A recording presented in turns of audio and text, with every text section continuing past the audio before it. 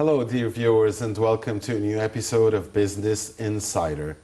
Egypt, which is hosting the 2022 UN Climate Conference in November in the City of Peace in Sharm el-Sheikh, is calling on the international community to act on climate pledges made to developing countries. The statement was made by Foreign Minister Sameh Shukri in his speech to the high-level segment of the UN General Assembly this past week, where Shukri affirmed that the world is at a delicate historical moment of increased polarization at which serious action and a commitment to multilateralism are needed. In the meantime, Irrigation Minister Hani Swalem said that Egypt is working on listing water issues as part of activities of COP27.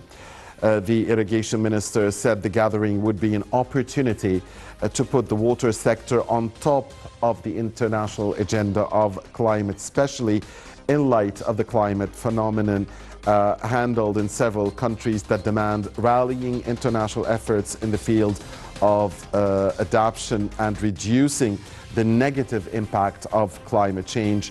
And of course, water issues being at the top of the agenda would mean that the food commodities and food production and the agricultural sector would also be on top of the agenda, that key vital issue for Egypt, for Africa, and for the entire world. In the meantime, the petroleum sector is planning to take part in its activities about reducing carbon emissions that are on the agenda of COP27. Egypt is the first country to allow petroleum firms to take part in the International Climate Summit, to give them a chance to review their plans to improve the environment and reduce emissions using advanced technologies. This according to Petroleum Minister Tariq Al-Mulla. We'll be talking about COP27 as Egypt is gearing up for that big event from the 6th to the 18th of November in Sharm el-Sheikh. We'll be talking about its economic and political benefits to Egypt, the region, to the African continent, and to the world. Hopefully, this in the company of Mr. Ahmed Khattab, economic expert and member of the Egyptian-Canadian Council. Thank you very much, Mr. Khattab, for joining us here. Thanks to all of you, and Thank you, sir. Mr. Khattab, dear viewers, allow us to watch this report prepared by our team here at Business Insider on the COP27 preparation and gearing up, and come back and start our discussion. Please don't go away.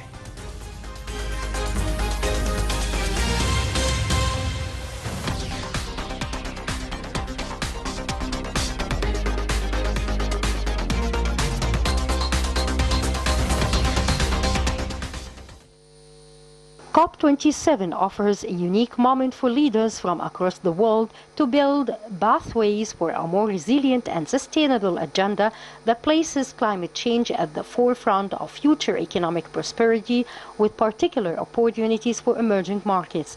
Many gathering this week at the UN General Assembly meetings and at the World Economic Forum Sustainable Development Impact meetings will also attend COP27. These leaders can keep thoughts below in mind. COP27 is widely seen as being the first COP of implementation. In particular, there will be a strong global push for climate finance to help fill the funding gap for climate mitigation and adaptation projects. With 6 of the previous 10 climate change COPs have taken place in Europe, the hosting of this year's in North Africa and COP27 in the UAE in 2023 is an opportunity to hear more voices from often underrepresented regions, particularly badly impacted by climate change. Held in Egypt, this year's meetings offers a chance to include all voices in order to build a more sustainable future. But actions regarding climate change will never be successful unless emerging economies and people at all levels of the society are involved in shaping the agenda and seeing its benefits firsthand. Since the signing of the Paris Agreement in 2015, advanced economies have pledged $100 billion towards climate solutions, and the signing of the Glasgow Climate Pact at last year's COP27 firmed up the global agreement to accelerate action this decade. In Sharm el-Sheikh, they will be held to account in making good these commitments. But action on climate change cannot be done by governments alone. The private sector will play a vital role in helping countries across the world meet their nationally determined contributions on reducing emissions and adapting to the impact of climate change. On a positive note, November's COP27 in Egypt comes amid unprecedented momentum and participation from businesses in taking climate action, thereby also providing a unique moment to unlock the public-private cooperation required for reducing carbon emissions and tackling pollution.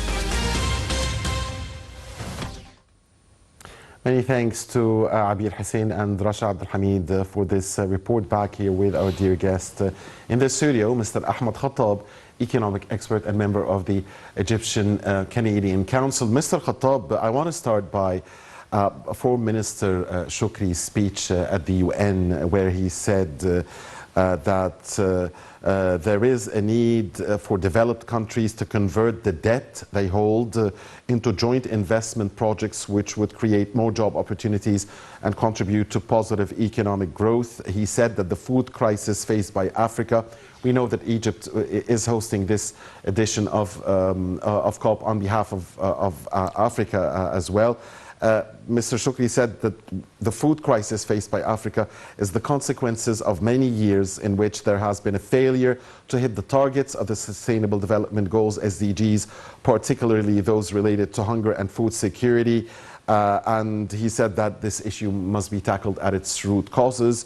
Of course, I also talked about multilateralism as an important part to solve the ongoing crises right now globally. And he was, it's obvious, saying that the developed countries, those with the highest emissions, those with the biggest polluters, must play their role because they owe this to Africa and to the developing world. Yeah, first of all, let me, by the name of all Egyptians, send a special thanks to Ambassador Sameh Shoukry, Minister of Egyptian Foreign Affairs.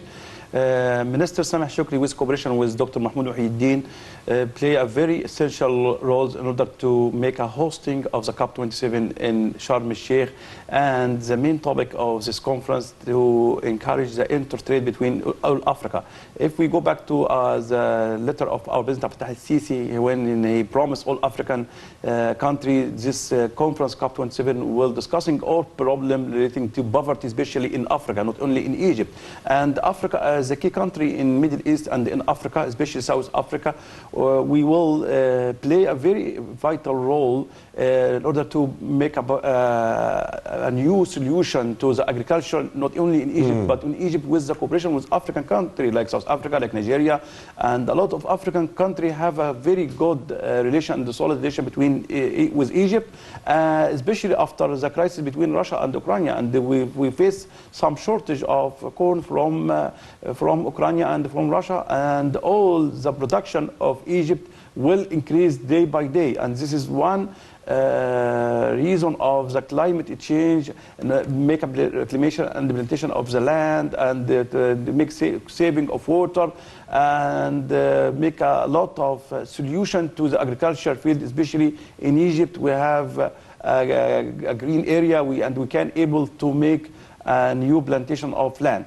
So in COP27, it will be held in November. It will be a lot of solution to the climate change, especially with the cooperation between Egypt and the leaders of all the world, and with the cooperation of multinational organizations and associations like World Economic Forum and the World Bank, and a lot of key leaders from all over the world come to Egypt in Sharm el-Sheikh and sit together in order to find a solution to the climate change, a solution to the petroleum sectors, a solution to the emissions of the carbon.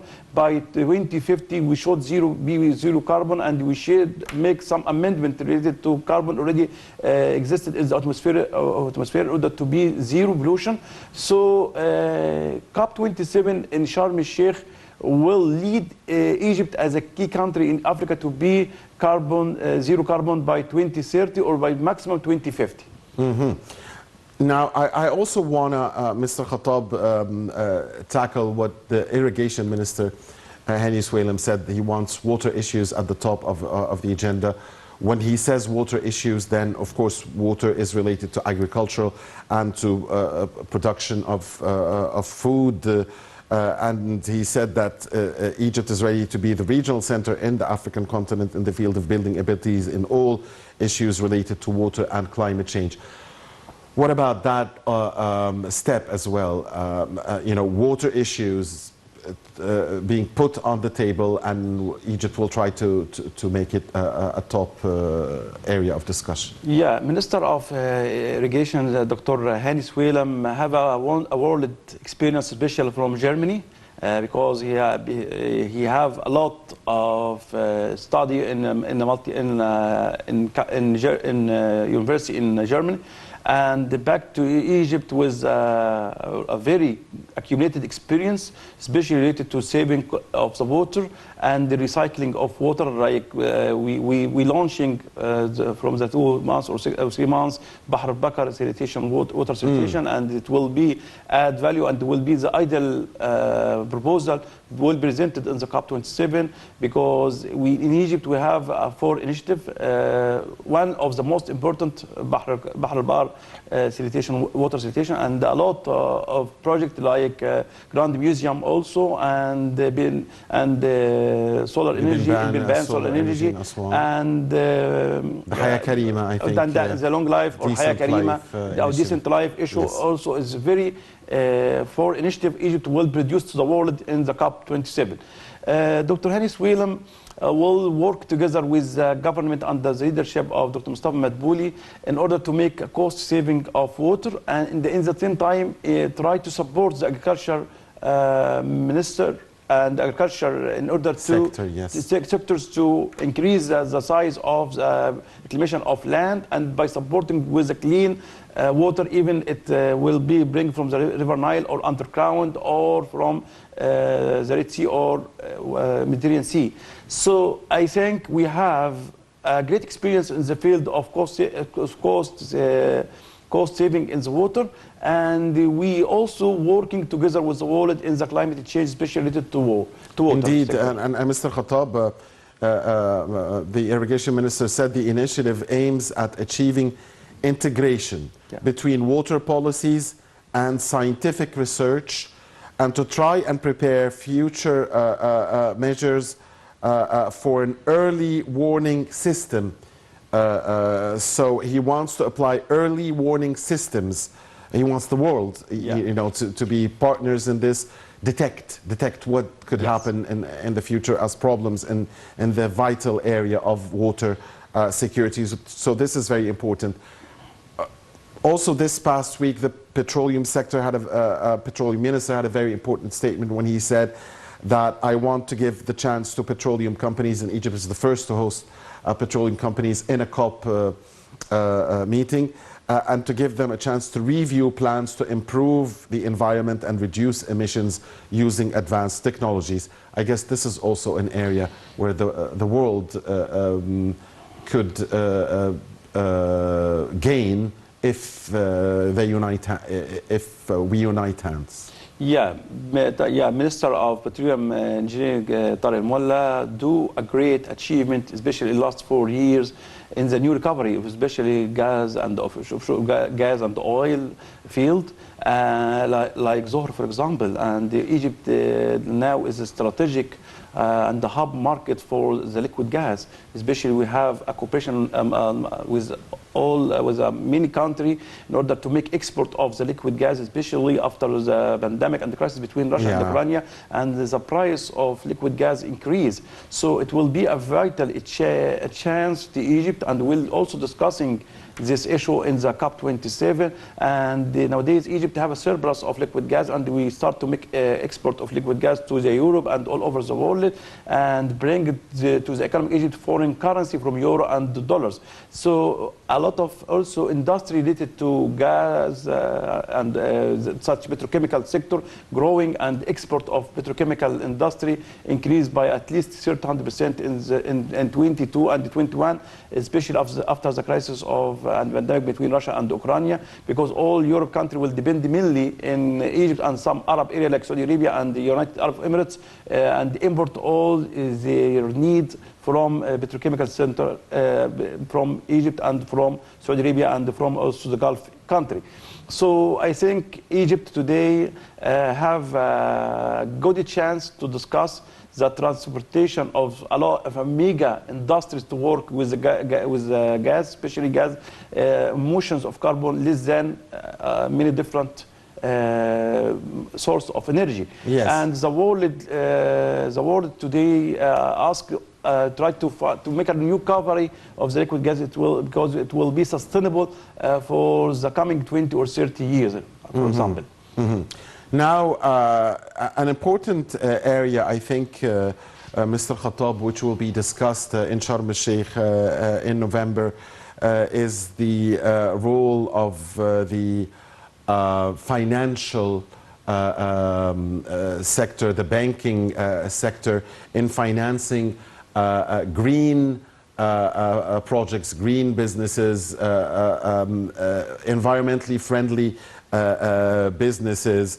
How important will that be, again, for Egypt, for Africa, and for the world, getting the financial sector involved, giving incentives to environmentally friendly investments to move forward? Yeah, we can name the green economy, and this is the main role of the banking sector in order to support and finance all industry to transfer to be green economy, in order to be sustainable and matching with the Sustainable Development Goals 2030. Yes. A lot of local bank and the World Bank will support a lot of industries in order to transfer from to be green industry, or matching with the World Bank policy in the coming 10 or 20 years, especially with the Sustainable Development Goal. So all banking sector, like for example, we have a national bank and we have Bank Mas, and all this bank was the cooperation with the international bank like World Bank and the African Bank also, will working together in order to support the industry located in Egypt and located in Africa to be clean industry. To rely on renewable energy sources, on we can solar, solar energy and solar source like Binban solar energy. Yes. This is supported and financed by the World Bank, for example, and it's an ideal proposal to Africa, not only to Egypt. And a lot of initiative will be also take implementation in the COP27. The world promised, Dr. Mahmoud Wahideen, we will support $100 million, but I think it's not enough to support all the world. We need more billions of dollars in order to overcome the increase in the temperature of the world. Now, also some of the important issues which will be discussed in COP27 is the issue of women empowerment in Egypt, and the social inclusion and sustainability strategies. What can you tell us about that? Women empowerment is very effective, especially in the COP27. Participation of the woman in the COP and the role of the woman will be more issue and discussing related in the COP27. And Egypt, for example, will support a lot of women to participate and to go to Sharm el-Sheikh and attend a lot of sessions and send a positive message about the women empowerment in Egypt and women empowerment in Africa and women empowered in Middle East and Arab country also. A lot of success women like Minister of Planning, Dr. Hala Saeed, will participate in a session. Minister of Environment, Dr. Yasmin, will participate. And a lot of issue, also Maya Morsi, the chairman of the Women Council, will participate with the session this, in order to reflect the very effective and very vital role of women in order to matching with the climate, especially in the COP27 and all the World Forum, like World Economic Forum, also focus on women empowerment, because with women represented 50% of the world and 50% of the world included and merging in all industrial sector, in education sector, in health sector. So women empowerment and women participation in a multinational and the World Conference like COP27 and World Economic Forum is very effective in order to discuss all issues related to women, and because women will support the family and will support the community also. And by the way, I mean, historically, women have been friendlier to the environment than men. Yeah. I mean, over the course of history. And I think that women have a higher percentage, there is a higher percentage within women that care about environment issues than is the case with men, and this is global. So I guess, I mean, aside from the fact that they are more friendly to the environment, they don't destroy Earth as much as men do. Yeah, and we can add to you, women working in the field of agriculture, women will work in the field of breeding animals, work in the field of food industry, and the cost saving of the food also, and waste food, recycling of food, and also, so women have a great issue. By nature, a woman preserves the environment better, I mean, cares about the environment more. Yeah, woman and all women in, especially in the African country, takes the cost saving of foods and production, cost saving of the money we spend, cost saving of the all product we can buy from the market related to the environment. And I think the woman will be the leader and will play a very effective key in the COP27 and the climate change conference also. Indeed. Now, Mr. Khattab, I mean, the world is at a critical stage right now. I mean, just after we recovered globally from the COVID-19 pandemic, there is this Russia-Ukraine crisis, energy prices soaring, food shortages in some parts of the world, inflation everywhere. So, I mean, this is a decisive moment for the world. Now, at the COP meetings in Sharm el-Sheikh, what do you expect? I mean, what do you want to see? I mean, a lot of agreements have been signed before. Many countries have signed a lot of things. Few have committed to what they have signed to. Others don't even want to commit. So we don't know how to play it. I mean, is it mitigation, adaptation? Should we lower the bar in order to be able to move forward? Because maybe if the bar stays high, we will get nowhere. I mean, what do you expect? I mean, I'm expecting the leader of the world will meet in the COP27 in one meeting room, discussing a lot of international issue, because the war and the crisis between Russia and Ukraine also leads to more pollution and more carbon, because this is a war, and a lot of events will take place in the last 3 months, and this is against the climate change policy and between the world. Also, the leads to destruction and loss of life, and loss of life, loss of infrastructure, loss of environment, loss of crops, loss of jobs, loss of food, everything, loss of a big farm and a large farm, stop of the trade between the world, increase in the energy prices, inflation is all over the world, in America inflation, in Germany inflation. So the leader of the world will sit together in order to find solution, and also the leader of the businessman will sit together, because the community and the world work together, the private or the government sector and the business sector also, because business sector have the decision to stop this war. If the businessman, they have a lot of at stake. Yeah, because the man who pays the cost of the war and the pandemic, the businessman and the owner of the multinational company.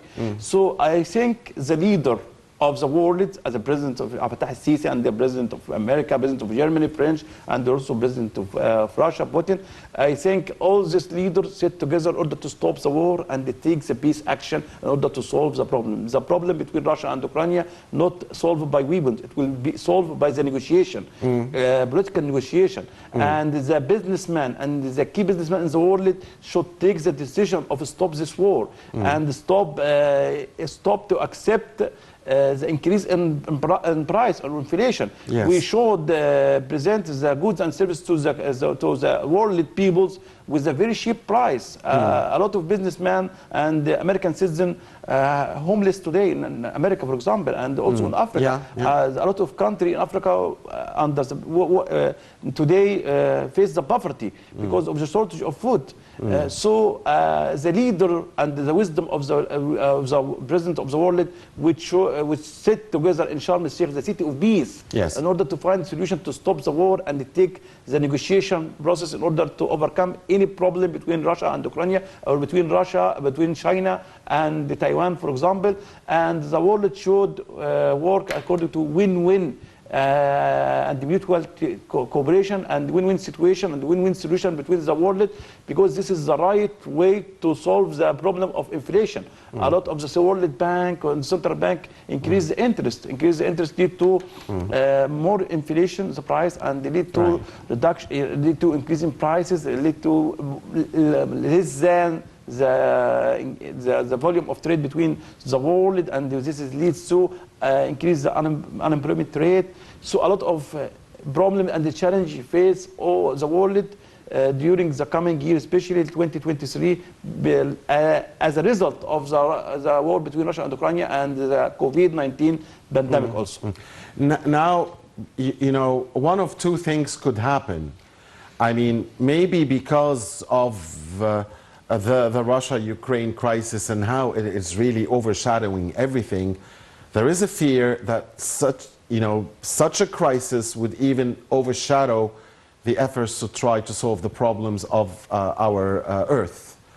The other scenario is, because we are in such a globally, we are in such a difficult situation globally, coming off COVID-19 and Russia-Ukraine, all of this crazy prices everywhere around the world, and inflation and problems, social problems. So maybe there will be a realization that let's do something. We are in a very difficult situation globally. So maybe it's the best time to unite and to solve the Earth problems and to fight climate change. I mean, it could go either way. I mean, there is a fear that such a crisis like the Russia-Ukraine crisis would overshadow everything. So how do you see it? I think it's a time to stop war between Russia and Ukraine by maximum by the end of this year, and start to set together to find a lot of solution to such a political issue and political problem between the two countries. And I'm here to send a positive message to the world. It's only a war between two countries. Why the world will be the price of this war, or why all the world takes the penalty of this war, and the wisdom and the leaders of the world should find a key solution to support Russia to stop war, and to support Ukraine also to take independent and to take a rational decision to work together and with America and work together with Russia, for example. I mean, otherwise it's a lose-lose situation for everybody. It's a lose-lose situation, and especially for Europe.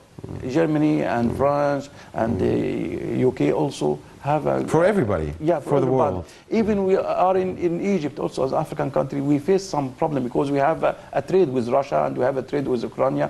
A number of tourist sector come from Russia and come from Ukraine. So why we lose this number of visitors to Egypt? And you have the inflation, the compounded natural inflation due to the rise in energy prices globally. So I think the wisdom should send to the leaders of the world to stop war and working together in peace. Peace will be the short way to solve this problem, and political negotiation should take place, and the leaders of the world should go this way in order to solve this problem. And this is the message. And we will speak about climate change and with COP, and we should first stop the war between Russia and Ukraine in order to be sustainable and to be matching with the sustainable development goals. Indeed.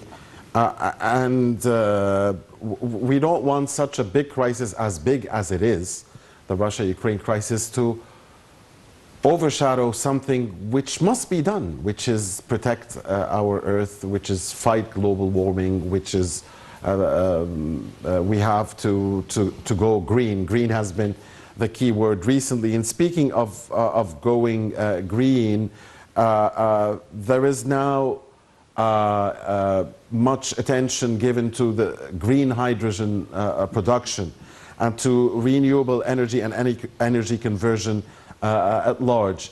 So I guess this is a key moment with the soaring energy prices to tackle issues of renewable energy, of energy conversion, of green hydrogen in Sharm el-Sheikh. Yeah, green hydrogen in Sharm el-Sheikh will be the main topic in the panel, and a lot of companies work in the field of electricity industry will work by hydrogen, and a lot of also in key industry will transfer to hydrogen because it's less emission of carbon, and it's a chance to Egypt to take this track. And I think a lot of multinational American companies located here in Egypt will be discussing this in panel, and in a lot of panel related to the COP, the road to COP27 also nowadays take place in Egypt, will discussing in this main issue, because hydrogen will be less emission of carbon, and this is sustainable. And I'm here to send a key message. The industry who work with the policy of energy matching with the climate change will be sustainable industry, and they will have the ability to gain more profitability in the coming 10 and 20 years, because by the maximum 2050, all industry not matching with the policy of the climate change will stop operation. So it's better to a lot of mega industry to start to transfer to be green and start the operation in order to be sustainable and in order to gain more profitability in the future. So because after 5 years, for example, if the country still have a pollution to the world, the key countries in the world not imported any product from. For example, the plastic package. A lot of key countries in the world stopped the process of plastic package, for example. Why? Because it's not matching with the climate change. A lot of issues related to this will take place, but it will be applied every 5 years. We will add some rules until we reach to zero carbon. So it will take place only. So it's better to start and take away from nowadays. This needs will, and it needs implementation by all concerned parties, and I guess everybody going green needs incentives as well. So we'll go to green funding now. We'll speak about the role of green funding and how important will that be. But again, it should start from the will. There's certainly a will in Egypt. There is definitely a will in Africa. Yeah. Is there a will among the biggest polluters? Yeah, I think Egypt take action in this field, and a lot of key country in Africa, like South Africa, also take this rules. Some country also applying this rule, but we still face some critical issue, and from country especially have a huge industry like China, for example. A lot of this country will need more billions of dollars in order to transfer to be green industry, because this country income depends mainly in industry, and industry leads to pollution. So a lot of key countries in the world like China, for example, should spend more money in order to transfer to the green industry. COP27 and the climate change will focus in this, and a lot of panel and the meeting will present a solution and will present a fund to this industry to be transferred to green economy. So I think the COP27 is the way to make implementation of the rules, and this is the main idea of this conference. And just like there will be sessions for women empowerment, there is also there will be sessions for the youth's role. Yeah. So the youth are the future, basically. Yeah. So and I think the youth have more or care more about the environment than elder generations, I think, or at least they should, because I mean they will be the ones living on this earth, I mean, tens of years from now. Yeah, طبعا youth participation in the COP27 is very effective, and the COP committee assigned someone from youth to be key speaker of the youth COP, because COP youth means the future of the new generation for 20 and 30 and 50 years. So participation of youth in this the COP is very effective, and a lot of Egyptian youth also will be the organizers of the COP. So it will be add value to Egyptian youth also to participate in organizing such and they're used conference. to this, I mean, through the Sharm el-Sheikh Youth Conference. Yeah, and especially Egypt organizing many 5 editions of youth of National Youth Forum. So it will be very effective to invite Egyptian youth to participate and to participate in the panel and participate in the organizing. And hopefully youth from around the world as well. And the youth working also in the field of tourism sector will be have a great experience, because during the conference they have a lot of different relations with different foreign visitors to Egypt, and so it will be add value to learn more and to have an international friendship and international relation with many different countries. So youth participation in the COP27 is very, very effective to not only to the Egyptian youth, to African youth and to the world youth also.